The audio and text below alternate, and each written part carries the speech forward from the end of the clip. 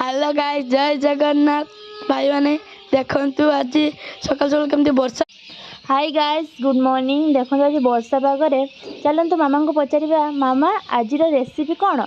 मामा कहले आज T chicken करदे। हौ मामा कथा अनुसार आम आज चिकेन करवा। मत चिकेन करदे कहीकि पूजा करते लगे। पूजा करके आसवे केत मत पैसा देवे, मुझे चिकेन नापी जी। हौ तर पूजा सी करती मुझे वेट करते आसवे सांगे सांगे पैसा नहीं चिकेन आने कहीं 4 दिन है चिकेन खाई। मु चिकेन आनी मामा को धरीदेली, सी कषिदे।